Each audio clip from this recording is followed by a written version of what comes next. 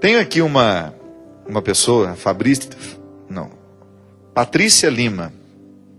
Achei muito interessante o e-mail da Patrícia. Ela fala assim: Padre, eu gostaria de sua ajuda para compreender a ação de Deus em nossas vidas. Por que quando as coisas estão ruins em nossa vida, os padres e religiosos católicos sempre nos dizem que a culpa não é de ninguém senão de nós mesmos, porque nós temos o livre-arbítrio. Deus não tem nada a ver com as dificuldades por que passamos, que a situação é fruto de nossos próprios erros, etc. No entanto, quando as coisas estão dando certo, dizem que foi o Senhor que nos ajudou, que foi Ele quem colocou as pessoas certas no nosso caminho, que Ele é responsável por tudo de bom que nos acontece. Difícil entender, não é não? Se tudo dá certo, se tudo dá certo, a obra é de Deus. Se dá tudo errado, o problema é meu. As falhas são nossas. Afinal, a vida é um destino, Padre, já que está tudo nas mãos dele, ou o livre-arbítrio, a responsabilidade, essa história toda é nossa. Sou católica, mas já estou cansada de ouvir essas explicações dos padres que conheço. É muito contraditório. Se é ruim, somos culpados, porque temos o livre-arbítrio. Se é bom, foi Deus quem voluntariamente nos mandou as dádivas. Espero que tire minha dúvida. Antecipadamente agradeço, Patrícia. Obrigado, Patrícia. Você tem razão, é uma questão difícil de ser, no primeiro momento, ela parece contraditória. Mas tem uma regrazinha muito simples para ajudar a responder essa situação. Veja bem, primeira coisa, a gente precisa entender que Deus não muda de ideia. Deus não acorda mal-humorado naquele dia e fala, eu vou dar uma dificultada na vida das pessoas. Ou hoje eu vou querer abençoar. Não. Deus não tem alteração naquilo que Ele é. Deus é sempre amor, bondade, misericórdia. Jesus nos revelou isso. E você tem aquela descrição maravilhosa de João. Deus é amor. No amor não há variação. Da mesma maneira como uma pessoa que ama a outra, em nenhum momento, se eu amo o Christian, se o Christian é meu amigo, em nenhum momento eu vou desejar que aconteça alguma coisa de ruim com o Christian. Então, o movimento de Deus para nós humanos é sempre dádivas, é sempre bem. Ele só nos faz o bem, Ele não nos faz o mal. Só que aí entra essa história do livre-arbítrio que complica. Sabe por quê, Patrícia? Quando eu sou livre, quando eu digo que eu sou livre, eu estou adentrando um território muito profundo que nós chamamos de ente, que é, aquilo que me faz ser quem eu sou. Eu estou falando da minha liberdade mais profunda. Só que essa liberdade, que eu nasço com ela, nem sempre está livre.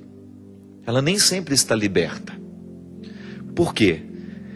Por causa do contexto em que eu cresço, por causa das influências que eu sofro. Você já deve ter escutado falar, Patrícia, que muitas pessoas cometem crimes e não foram livres para cometer o crime que cometeram. Por quê? Estavam drogadas, estavam tomadas pelo ódio. Veja bem, o ódio, só um exemplo, o ódio é uma realidade que retira a nossa capacidade de decidir. Ele retira o nosso equilíbrio emocional. Então, quando nós estamos visitados pelo ódio, nós nos tornamos pessoas muito perigosas. Porque nós estamos sem a capacidade de ser livre. Então, veja bem. Quando a gente diz que tudo que de ruim acontece é uma consequência nossa, não significa que nós estejamos nos colocando num fator de prejuízo, num lado de prejuízo, não.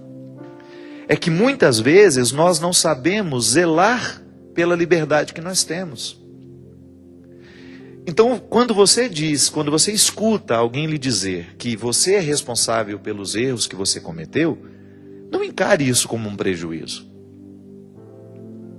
Não encare isso como um desaforo. O que é bom, só Deus realiza. O que é ruim, só eu realizo. Não, porque você também realiza coisas boas. Tudo aquilo que você faz e que é bom, é porque Deus lhe permitiu ser boa. E Deus não lhe permitiu outra coisa. Ele não lhe permitiu para que você ficasse amarrada nas suas condições. Ele lhe permitiu para que você se superasse cada vez mais e libertasse ainda mais, cada vez mais com seus gestos, com a sua atitude, essa liberdade que Ele lhe concedeu. Porque é processual, Patrícia. Nós não temos todos os elementos ainda nas mãos, porque carece do nosso empenho. Então não é um prejuízo. Significa que o erro de hoje, ele pode lhe ajudar a errar menos amanhã. Está vendo a ação de Deus perpassando o seu erro também? Deus não é que Ele erra com você, mas Ele está ao seu lado no momento do seu erro. Ele não é negligente no momento da sua fragilidade. Então o que a gente precisa fazer na nossa vida é buscar diariamente libertar essa liberdade que está em nós. Aqui no livro Quem Me Roubou de Mim, eu até quando vi a sua pergunta, eu quis colocar, quis trazer esse texto que pode nos ajudar a entender bem essa questão. O livro Quem Me Roubou de Mim, nessa edição nova, tem aqui, Exercitando Liberdades. A liberdade fundamental e a liberdade eletiva.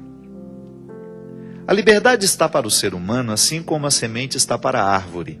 É potência.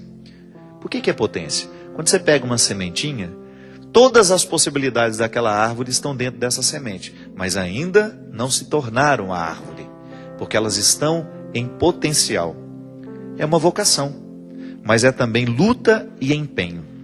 Quando falamos dessa liberdade que já está no ser humano, mas que precisa ser conquistada, estamos nos referindo a uma liberdade fundamental. O que é fundamental? Aquilo que está na base, aquilo que faz ser o fundamento.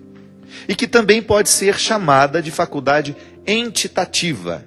Parece difícil a palavra, né? Mas vamos aprender essa palavrinha nova. Entitativa é tudo aquilo que se refere ao ente, ao ser. Na filosofia, o ente é o ser. Aquele que tem a existência. Aquele que é, aquele que existe. O ente das coisas. Isto é, uma condição irrenunciável. Eu não posso renunciar à liberdade que Deus me deu. Está em mim. Ele não muda de ideia. Deus colocou a liberdade em todos os seres humanos criados. Só que com uma questão. A liberdade fundamental é um elemento constitutivo do ser humano. Então nós não podemos estar na nossa semente. Por outro lado, temos a liberdade circunstancial e categorial, que parece ser difícil também, mas não é não. Essa liberdade, essa experiência de liberdade, ela se dá nas circunstâncias da existência. Quando eu, por exemplo, acordo e falo, vou vestir uma camisa azul, ou vou vestir uma camisa vermelha, eu estou exercitando a minha liberdade categorial. Isso faz parte do meu dia a dia. Tem uma relação com essa liberdade mais profunda, que é a liberdade fundamental? Tem. Porque a minha liberdade de escolher no meu dia a dia o que eu escolho, pode influenciar, né? O que eu escolho pode influenciar a libertação da minha liberdade interior ou não. Por exemplo, se eu escolho fumar. Quem é viciado hoje, um dia, livremente, andou na direção do cigarro. É possível que os primeiros meses, a pessoa fumou porque quis.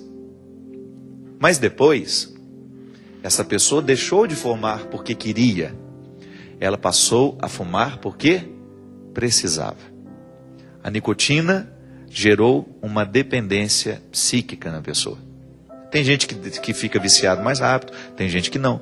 A gente já tem escutado falar de drogas, por exemplo, em que a pessoa não tem uma segunda chance. Usou a primeira vez, já está viciado. O crack, por exemplo, dizem que é uma droga tão violenta que 2, 3 vezes que a pessoa usa, ela já fica dependente. E depois a gente vê as consequências desta droga na vida de uma pessoa. Aí está a grande questão, Patrícia. A liberdade eletiva é uma liberdade de toda hora. São as respostas para as perguntas mais simples. Aonde vou? Que roupa usarei? Que faremos para o almoço? Coisa simples que passa pela nossa eleição de toda hora.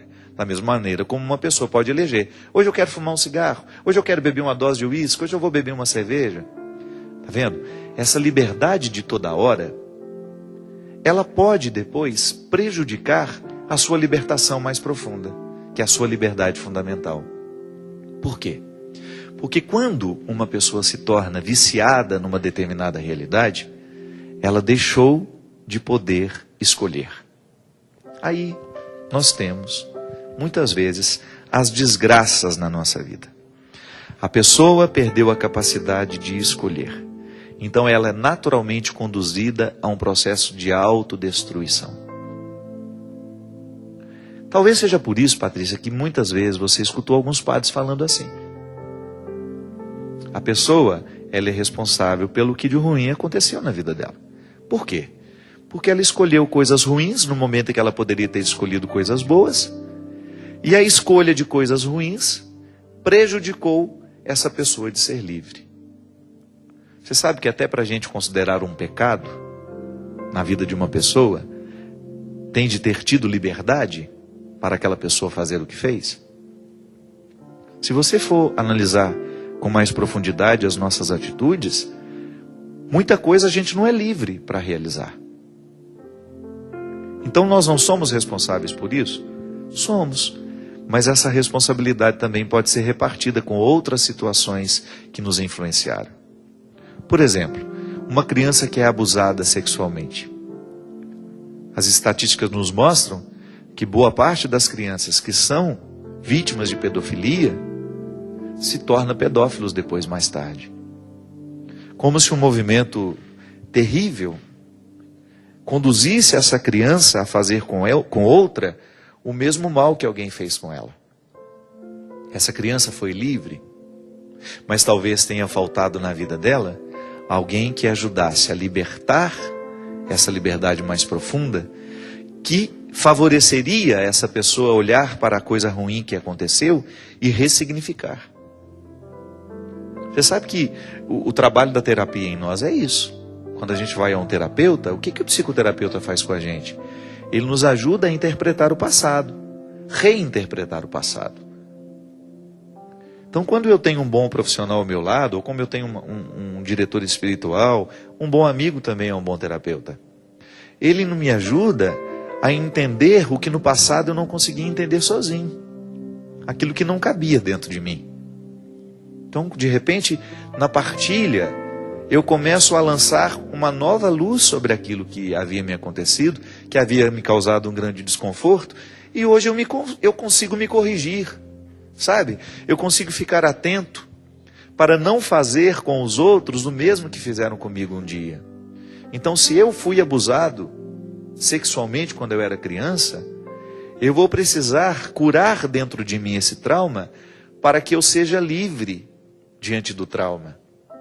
Porque senão, Patrícia, eu vou fazer o mal a partir da ausência de liberdade. Porque o livre-arbítrio é isso.